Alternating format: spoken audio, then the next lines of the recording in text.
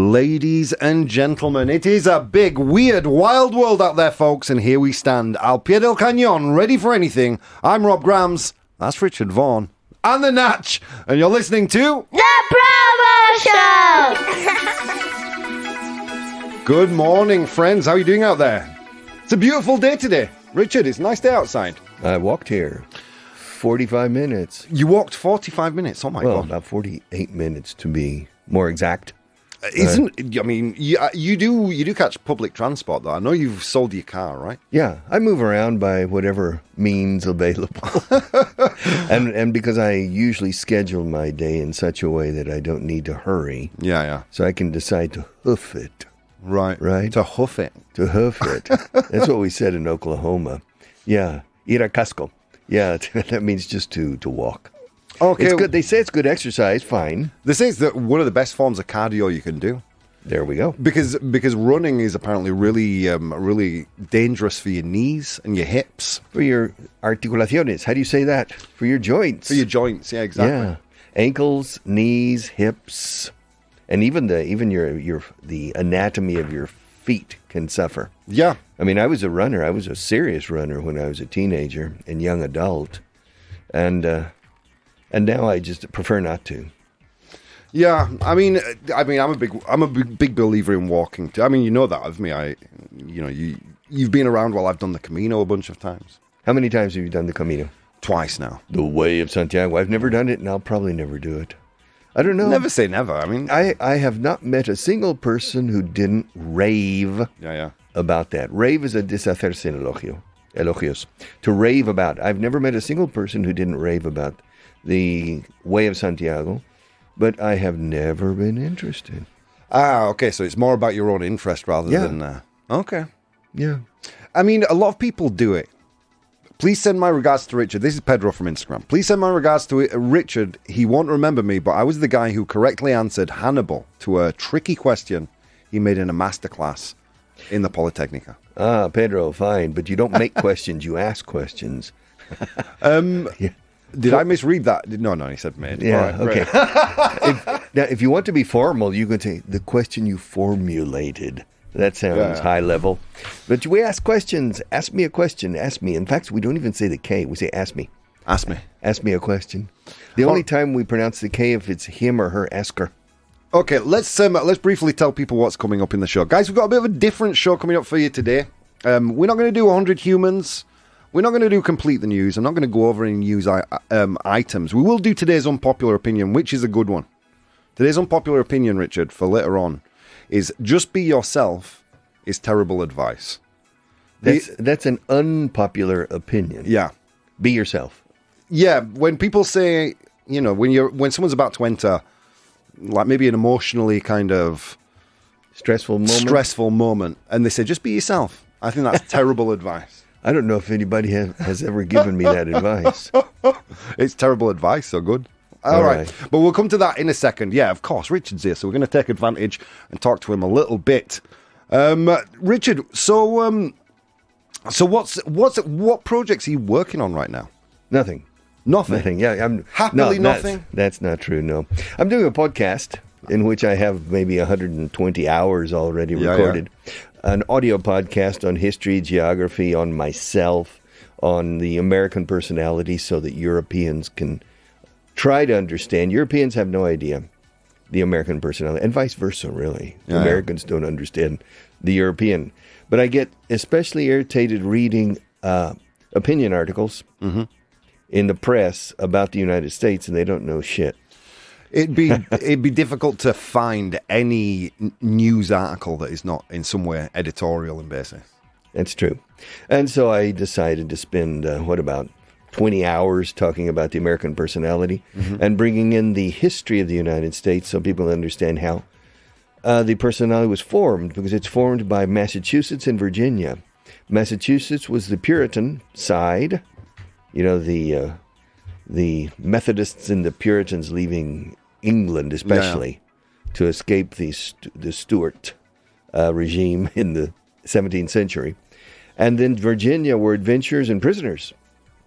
Right. And so they went down to Virginia and started cultivating tobacco, et cetera, et cetera. And so those are two totally opposing personalities. And the blend of those two is, to a certain degree, the character and temperament of the North American. And that is patreon.com/Richard Vaughan Live. Patreon. Patreon.com/Richard Vaughan Live, todo junto. Yeah, there you go, guys. And there is a hell of a lot of content on there. And I like that the content changes as well, that you come to the end of a series and you start another. It's one thing it's so immensely frustrating to me. When you have a clear narrative, like there are several things you do. For example, one of my favorite podcasts that you do is Hodgepodge. I think that's for me my favorite. Well, it's because it's not technical. It's just about my silly life. Yeah. And the life of my grandparents and my ancestors and my parents and my whatever. Just, I've done I think about 30 hours and I'm still a teenager. Yeah. You see? Well, that's the thing. I mean, that kind of a podcast really can go on forever. But what I really like is that the American personality did come to an end. You came to an end of what you had to say instead of regurgitating it or stretching it out, which is often the case in modern kind of media creation. You see these producers just inventing reasons to carry on with something. Well, there's also another section called the power of a positive attitude. And I think it's maybe about 18 or 20 hours, and then I stopped. Yeah. Enough is enough. Yeah. I feel very much the same about that kind of pop psychology. Yeah. But on radio, if it's ongoing radio like this one, I've been doing radio since late 2003 and just bullshitting for 20 years. Yeah. You see. so and I get away with it. Yeah. I mean, but that's the nature of radio, right? I would say podcasts are a different beast. I mean, this show that people are listening to now is a podcast, but because I kind of throw in so much current affairs, and then we do engage in some more philosophical discussions in the unpopular opinions. We've kind of phrase it in a funny way, but then we end up getting deep by the end of it. Yeah. But because there's no kind of underlying narrative behind what we do on the radio, we were always talking to one listener, right? Or in my case, several people watching me. Well, for me, it's easier than for you because I have a fallback position that you don't have very strongly, which I can always fall back on the irregular verbs. Yeah. And on the present perfect continuous. But we all have those fallback positions. Like every person who's a professional in the media will fall back on anecdotes. I'm thinking like Billy Connolly or or some of the great kind of comedians in the US in the 60s and 70s. Johnny Carson would fall back on a personal anecdote. Yes. And he has you develop a library of them over a period of time in the media, right? Have you discovered Bill Burr? Oh wow, I love Bill Burr. Do you listen to his podcast? No. Oh, well, it's good, but he talks so much about sports. And that bit turns me off. But when he's just doing his Bill Burr, what an amazingly funny man. Ladies and gentlemen, Bill Burr, B-U-R-R, Burr. Bill como Guillermo. Bill Burr. You'll have trouble understanding him because he talks at 1,000 miles an hour. But he doesn't use strange words or things. He's a high resolution speech, but fast and furious. With a Boston accent, I believe, right? Not really. It's just very slight. It's basically standard American accent like mine or Kyle, American accent like the Canadian Kyle Miller. Let's see what people are saying. Why can't we see Richard? After the break, we'll get him in front of the camera. No. No, you don't want to? After we finish today... you go and sit in front of a camera. I'm going to sit in front of a camera and do an hour and a half of television because that's the second activity that I'm busy nowadays, that I'm semi-retired, is finishing up a contract with Televisión Española. For 1,000 classes of 25 minutes. That's a lot. I mean, can you imagine how many hours that is? Like 500 hours sitting with Marta. How many hours would you say, not in front of a microphone, in front of a camera, you've spent teaching English? About 5,000, I would say. Wow. Yeah. But I have an advantage because I don't need to script it. You understand? That's incredible. Si tienes que guionizar lo que vas a hacer, then it doubles or triples the time you need. And I don't need that because I wrote the scripts for 25 years from 1974 to 1995. Yeah. And so the script is in my head. And so I have that advantage. when you're in front of the camera or in front of the microphone, and we all hit those blank spots, right? So you fall back on the method. You said I've never hit a blank spot. Like you're groping for what do I do? Yeah. What's the next thing? A 3-second, 5-second groping. It doesn't happen to me ever. It doesn't. Right. I mean, well. It probably doesn't happen because you have those fallbacks, those things that you can fall back on immediately, right? Thing is, every single sentence you say or I say contains a seed for 25 new sentences. I mean, single. Every single sentence. I mean, cada frase. You can't translate that directly. Every single sentence. Single, to be single. And also to be a bachelor. We say in English, a bachelor is un soltero. And a bachelor also is a bachelor's degree. And degree, to what degree? And now I'm talking about degrees. Yeah. And we use degrees from temperature, below zero, above and below. My Spanish friends have trouble pronouncing above, and I have to teach them, my love for you is above love. But what I find fascinating is... And I've gone on 7 tangents simultaneously. What I find fascinating is, because I've listened to a lot of your content, is that, I mean, you've said this to me before. I can fall back whenever necessary on the mechanics of the language to kind of elaborate and extend maybe a phrase or a paragraph of content into a book. And I get that, but I've heard you not teaching English and do the exact same thing. Yeah. Now, is that for you? Is that just practice, or is that something that... No, if you start talking about Genghis Khan, yeah, he was born he grew up in Mongolia. And then, there are 2 Mongolias. There's Outer Mongolia and Inner Mongolia. And most people here in Spain are not aware of what they are. Outer Mongolia is simply the country we know today as Mongolia. And Inner Mongolia is an enormous region of northern China, along the southern border of Mongolia.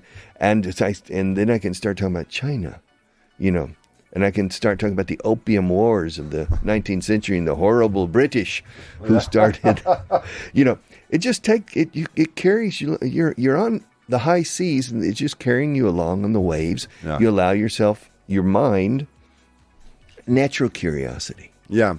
Do you think if you were to convert your radio show into a stream like I do, would the chat be a distraction for you? Yes, it would. Yeah. Totally. Well, we've done it before. Yeah. And I spent the entire hour reacting, and so I didn't. I was a slave to their comments. This is why it's really important for me to have these, I wouldn't call them sections, but certainly activities that I can refocus the chat after a little bit of free-form conversation. Okay. So then I refocus them for 10 minutes in a thing, like unpopular opinion, or the exercise we did the other day, like the 100 humans. Yeah. To refocus them in. I didn't do that with you. I didn't. Well, you did. You gave me the 100 humans. Yeah. The thing. What was it that day? Unisex clothing. Oh, that's clothing. I didn't think of it as 100 humans. Asking 100 humans their opinion. Now I remember. Yeah. All right. To refocus them down. Like for me, very much streaming now is it's not even a new media anymore, but it's yet to be really super professionalized. I mean, there are professionals in the field, but nowhere near as many as there should be. But in 10 years, ChatGPT will be doing your job even better, and ChatGPT can listen to me to 1 year of my program. That's 11 lamps that can clone your voice, and then you don't know if it's me or a machine. Have you played with ChatGPT? Just once. And the chat, and it made a mistake. Yeah. That was probably one of the earlier models. That was 2 months ago. Yeah, that would have been. Do you pay for ChatGPT? No, I do. I use version 4. The free version 3.5 is quite a lot less accurate than version 4, and these things will get more accurate in time. What you've got to understand is the language models that these things are based on stop up to a certain point.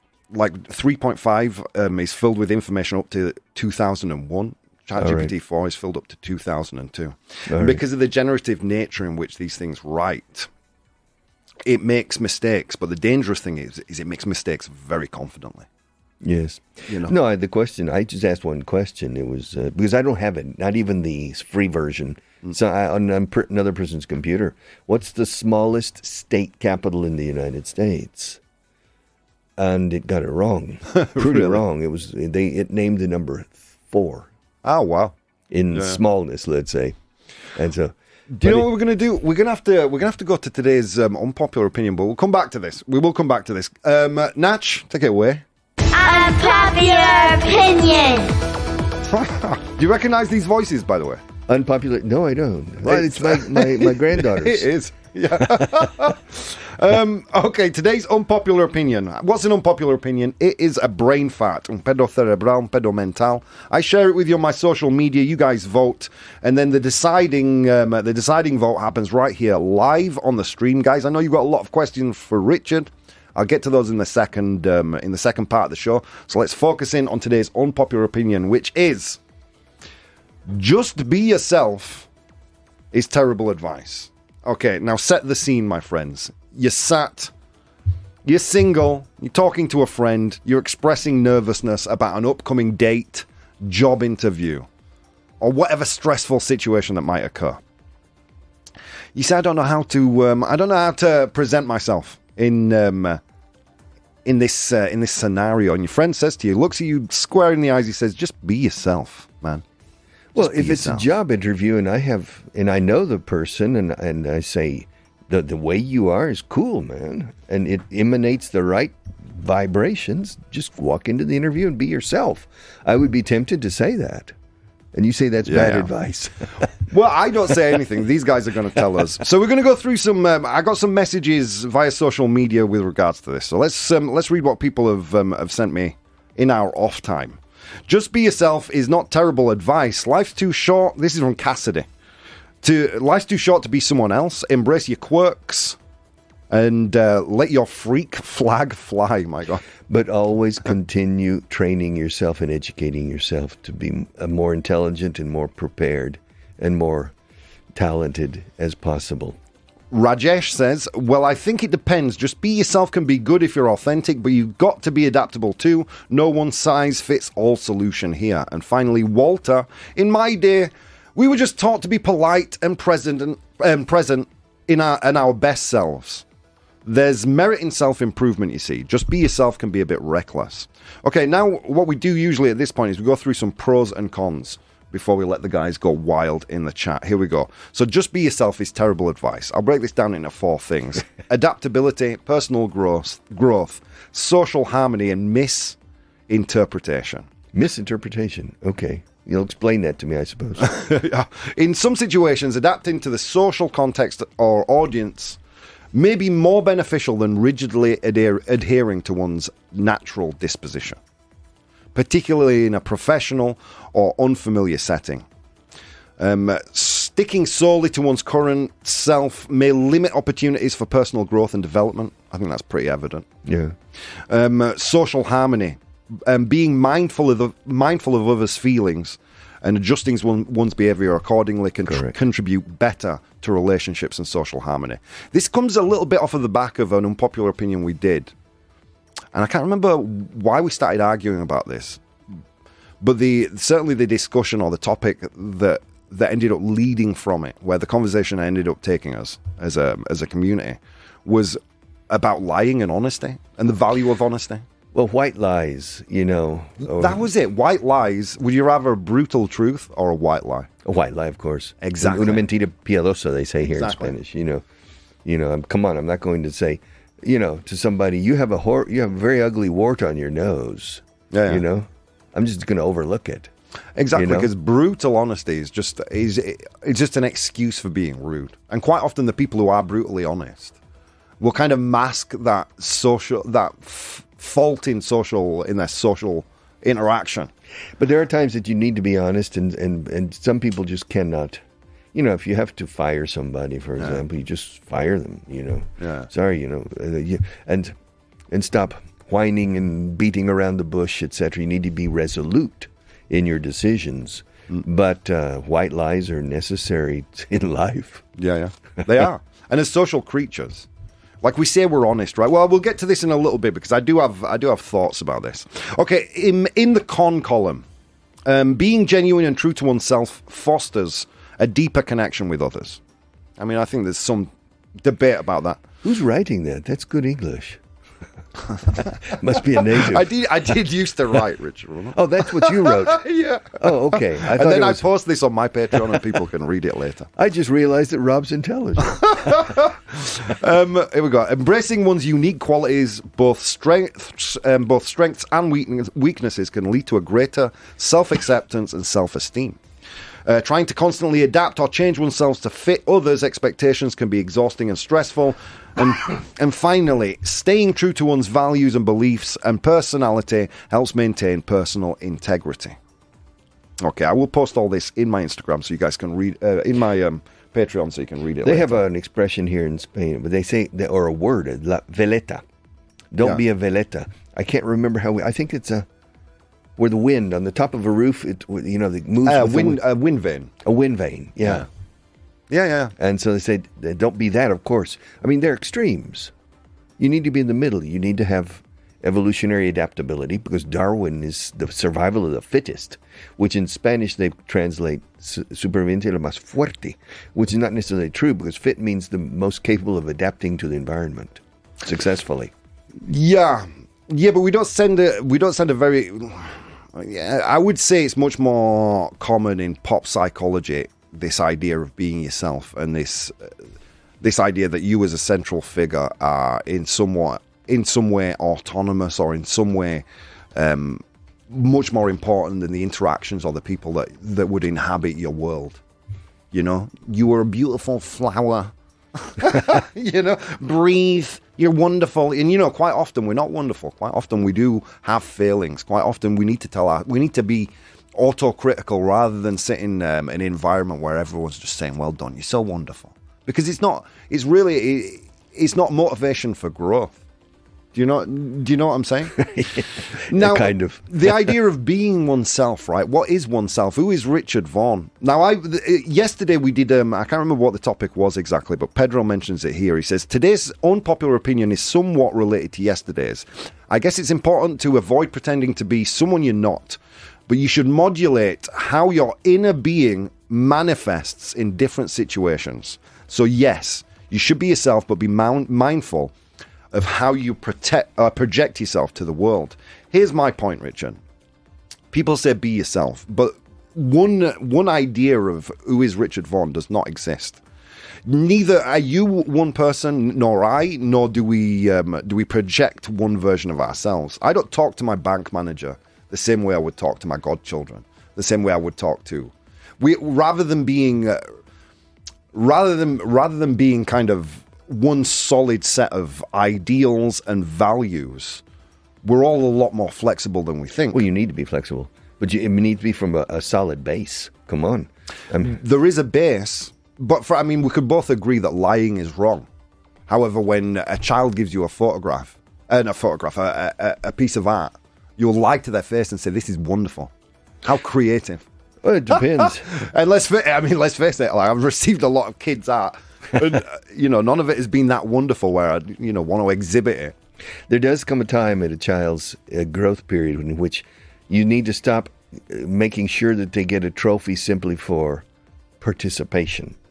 And the little children need to start learning to differentiate where they have talent, where they don't. And that's a problem nowadays with kids because the parents are hypersensitive and they don't want their child to lose their self-esteem. And so, there are 30 kids in a bowling contest and they all win a trophy.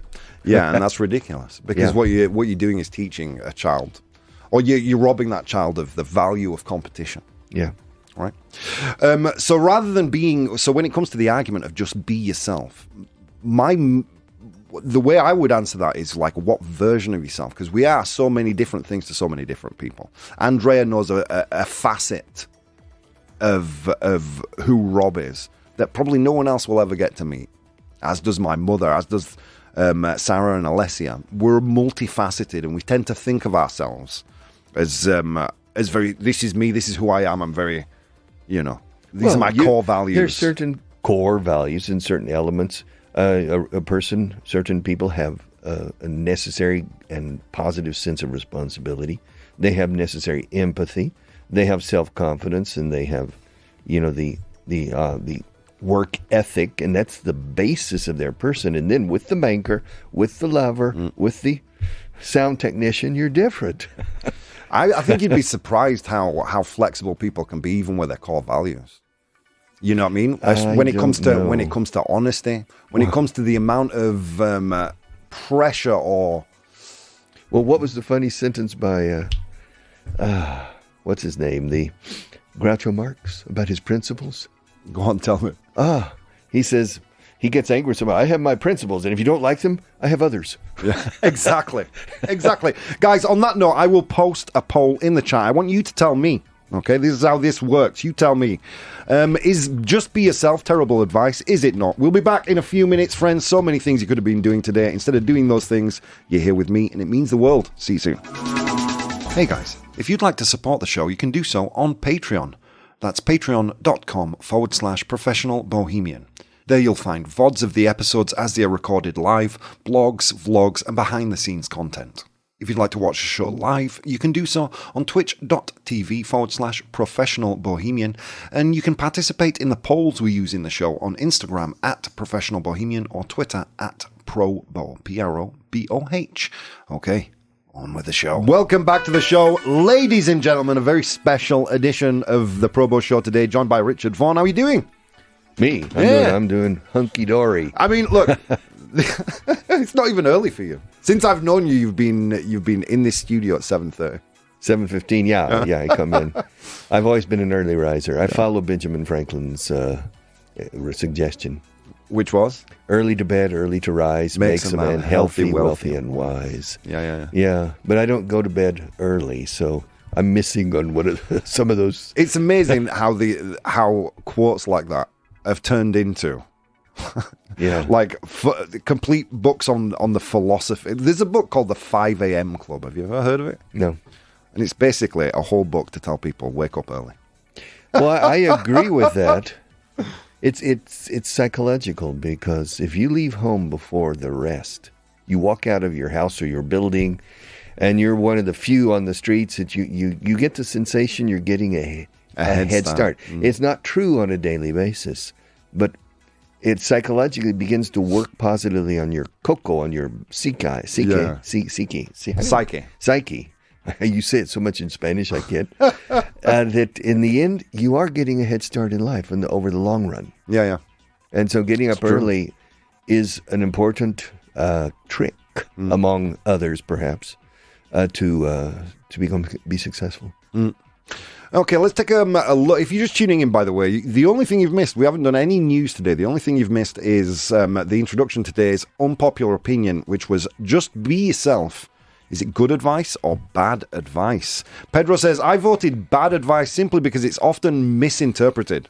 If you mean don't pretend to be someone else, then I agree.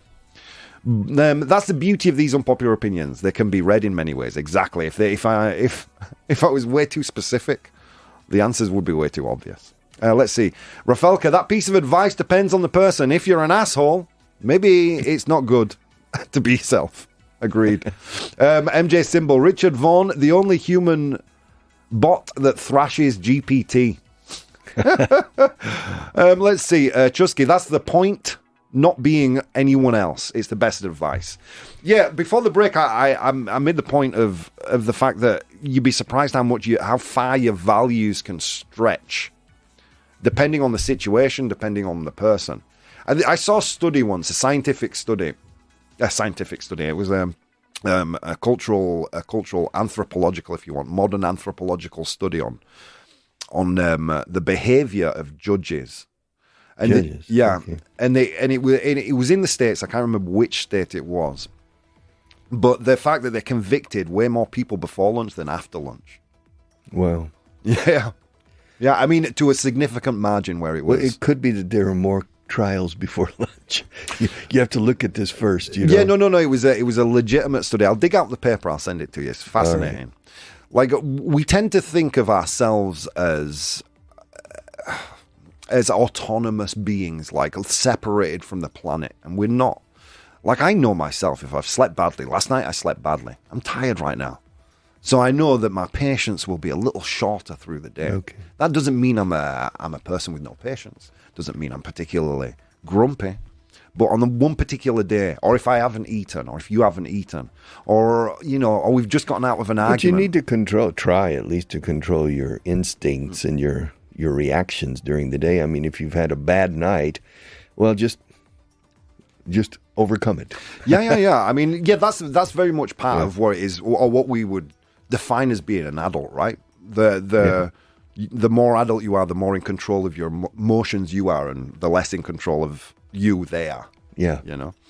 But again, I mean, you're in a world, the way you experience the world and the way people who really know you will see through the mask of whatever you're trying to portray, right? So not only will external situations have you, or these kind of environmental factors, let's call them, like hunger, sleep, whether you're cold, warm, will affect your mood. And you know this, actually. You know about the temperature in the room being an important factor when you give a speech. You're the one who taught me this. But not only that, it's the fact that we are these multifaceted people with very, very flexible morals. We will lie to children about Santa Claus, about Ratoncito Perez, or the Tooth Fairy. We will kind of placate an aggressive boss. We will, our morals, what we consider our core values are way more flexible than we give credit. And so when I hear people, for example, when I hear people say, well, this is the way I am, you will like it, or as my grandfather used to say, you will like it or lump it. Lump it. Yeah.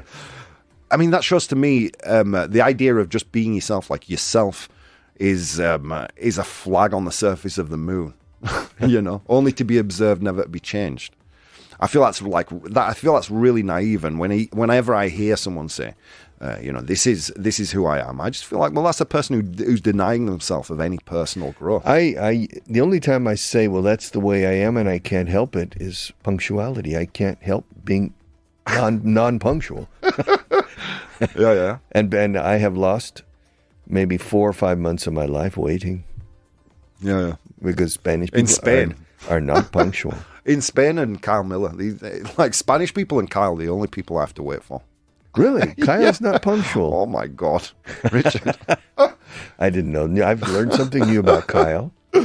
I mean, God love him, when he gets here, he's on fire, but it's just about him getting here. Okay. I mean, you'd be surprised how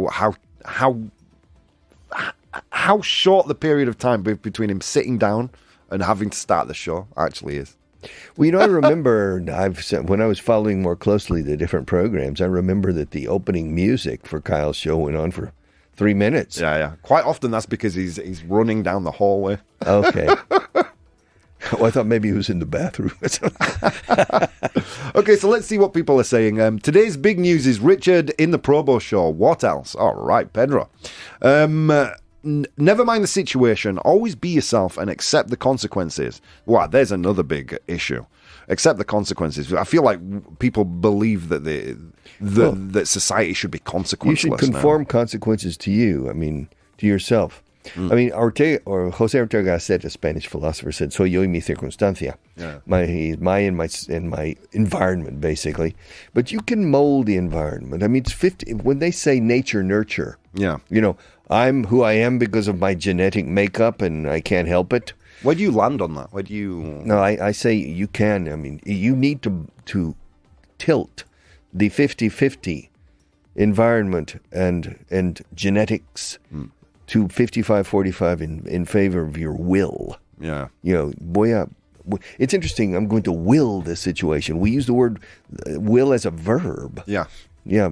Voy a imponer mi voluntad. Y, we would say just to escorrerlas hacia mí. Yeah. That I'm in control. I'm the master of my your environment, destiny, of your which environment. is impossible. Yeah. But you can be 5% more. 40, 55, 45 is probably. So do you believe that it's 50% environment, 50% genetics? There's an ongoing battle between the two. There's good evidence for both schools sides. of thought. Yeah. I believe strongly in the genetic makeup. When you go to Me too. a guarderia infantil, if you go to a daycare center where the mothers take them at age 3 months, you can see a 6-month boy hitting an aggressive 6-month boy hitting a passive or submissive 6-month boy already. Some kids smiling more than others. Some kids. Yeah. Yeah. I completely agree. I think genetics. I don't know. This fluffy thinking. I mean, probably the most important thing that can happen to you happens completely at random. That's the place you're born and the time that you're born. Yeah. You know, that's the main contributing factor to how nurture. Yes.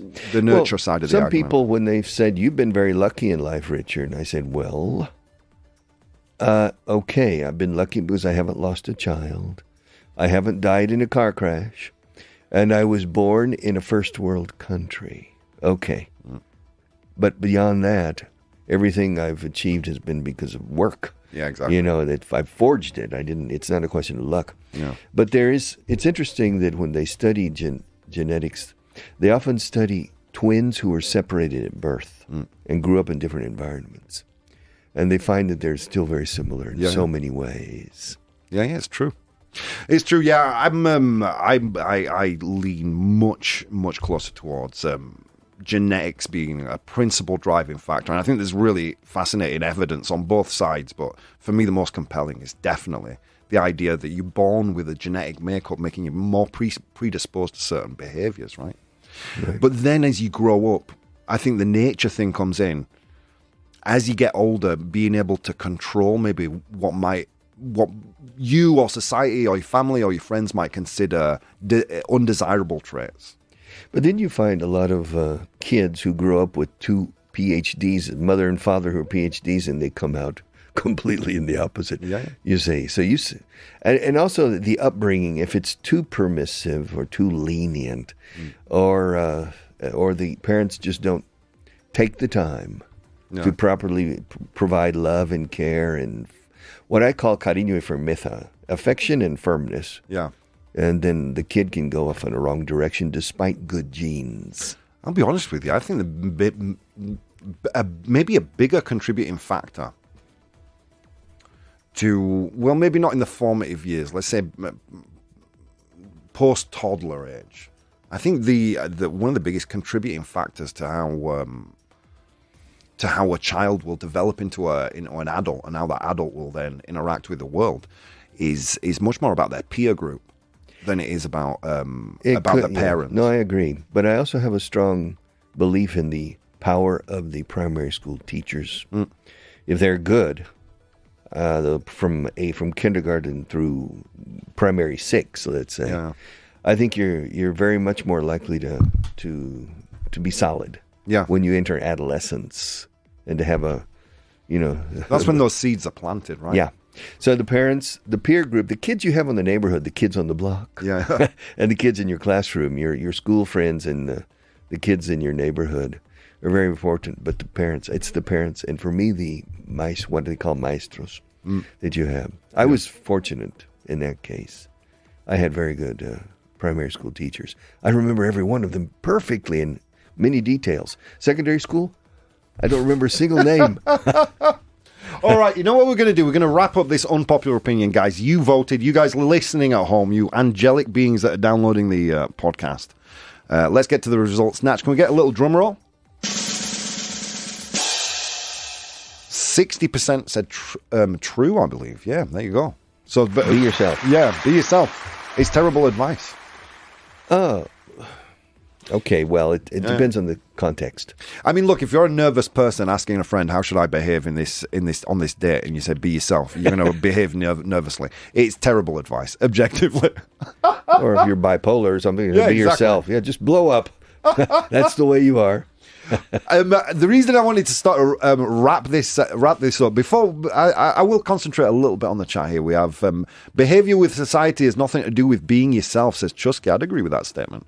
Pedro, I think giving too much credit or determination to genetics might be dangerous. That leads to the belief of better genetic pools. Yeah, okay. Yeah, I understand. That leads to eugenics. Yeah, I understand what you're saying there. Yeah. And oof. No, he's exactly right, because if you look at the top 1,000 most successful people in the last 50 years, the 1,000, probably 950 come from very modest backgrounds. Yeah. And very apparently bad genes or neutral genes, probably. But neither you or I have sat here and said it's 100% genetics, but I do believe it's the main driving factor. And then environment, the quality of the parenting. I would argue peer group more than anything is the main contributing factor to how those genetics are then managed. But it's true, exactly what you said. You go to a primary school, you look at the kids at that age where they really shouldn't have soaked in very much. They can barely speak, yet they are individual people. I remember Alessia at 3 years old. I remember Sarah at 3 years old. Completely different. Yeah, one is a little princess and the other is a warrior. Yeah. A terrorist. Rob is AI itself. We're going to get into AI, actually. This is why I wanted to wrap up this subject real quick. So, yeah, I understand what you're saying. But look, if you argue any subject to its logical conclusion, you'll get to a bad fork in the road. Well, look, this century, I think, in medical science, neurology, and psychiatry and things, I think will, and cell. All of the medical research that's being done will finally start to reach conclusions on how the brain actually works.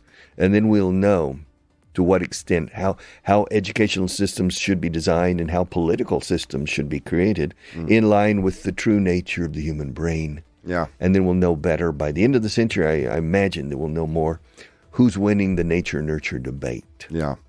We'll finish off with this comment here. Genetics is an important fact, but not the only one. You yourself, when you are free to be without external influence like religions, you are yourself when you're free from external influence like religions and politics. I think that's, come on. I mean, I don't think religion or politics, look, I mean, these two things are tribalistic behavior. I mean, you have core values and a political party may touch on those. I don't agree with tribalism. Like, most people fall into a spectrum of grey politically, if they're honest. And if they put themselves on one side of the fence, then A, they're either lying, or B, they're very naive. You know what I mean? Opinions should be a spectrum. There's no black or white, which is exactly why these unpopular opinions are fun. Well, we are all influenced by by externalities. I mean, even the religion, even if you may not be religious, but you grew up in a religious environment that was not Muslim or not Buddhist.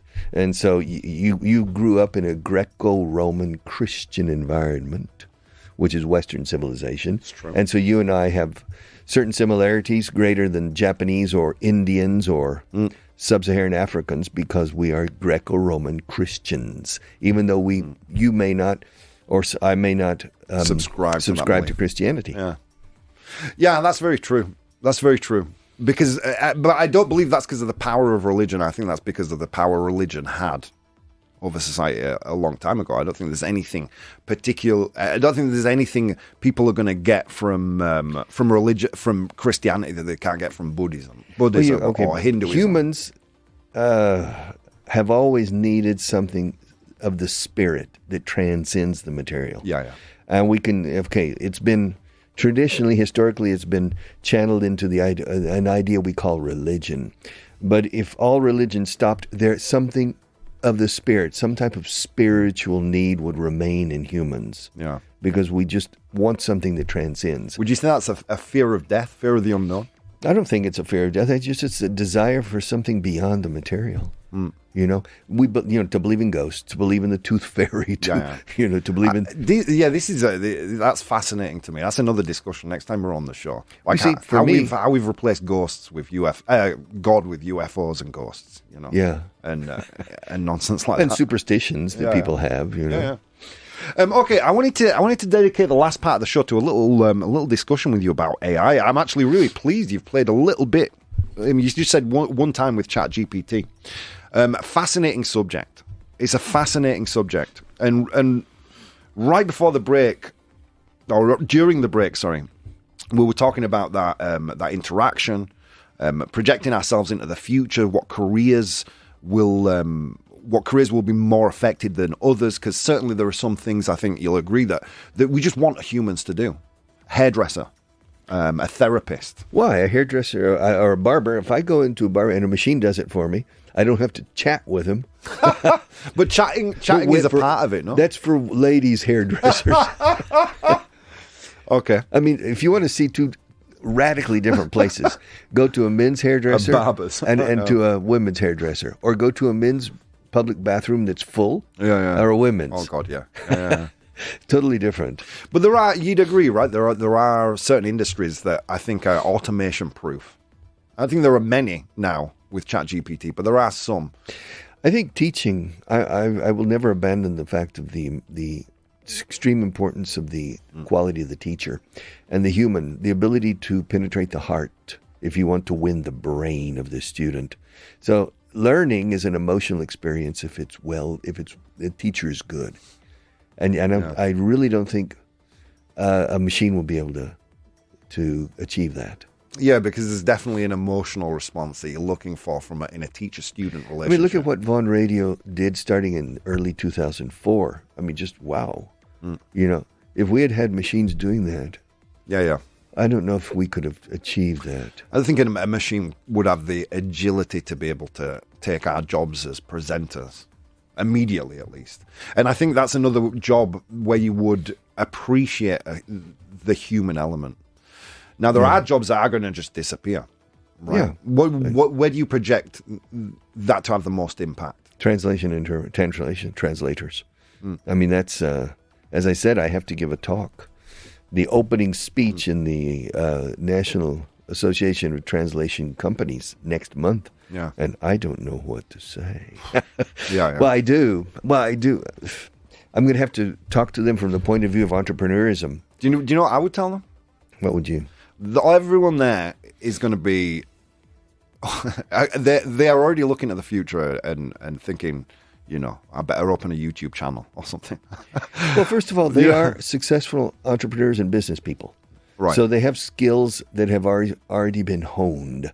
Yeah. And so they have a basis to succeed going in whatever direction more than somebody who starts to, who starts to emprender, who starts to do business from scratch. So I have to encourage them to look at the horizon and different opportunities. Well, there are always opportunities. Then what I would tell them is this. If you project yourself back to the early 90s and were to ask someone, this new invention, this thing that we've got right now, this internet thing, you know, what jobs is that going to create? They would think, well, maybe making web pages. But look at the economy that has been generated just because of the internet. I'm not talking just about generating web pages or creating content from social media influencers to SEO, search engine optimization engineers, search engine integration, of course. API developers. Ever since the beginning of the Industrial Revolution, progress and transformations have had a 10-year crisis period for certain segments of society, but it's always been beneficial in quality of life and in standard of living. The reason I say that, you know, there is quite a lot of optimism, because in the 90s we would have never predicted social networks and what search engine optimization would be, and the cottage industry around it. I mean, all the money that's moved through the internet and generated by the internet, online shopping. I mean, geez Louise, I mean, we could go on for an entire show about it. We would have never been able to imagine that. Now we're about to hit, we have just developed a technology that could have the cultural impact of the printing press, a democratization of skill. Like, the first people that are going to be affected aren't translators. It's the people who are actually making the software. You know what I mean? Because ChatGPT, as good as it is at writing, it's better at coding. All right. So eventually these models will make themselves. Okay. So what these people are doing is essentially putting themselves out of work first. They'll be the first ones to go. And what's fascinating to me is projecting myself into the future and playing this science fiction game of what does the future look like? What are the new opportunities? What are the new jobs? What's the new economy around? Well, for your goddaughters, what would you recommend to their mother? The one thing I'm telling everybody right now is to understand how to use ChatGPT, understand how it works, experiment and play with it. Because so many people are going to be displaced in the near future. I mean, Sam Altman, the CEO of OpenAI, said that he projects AGI coming into being around the year 2035, which was not even imagined 6 years ago. 6 years ago, they were projecting 2,100 and whatever.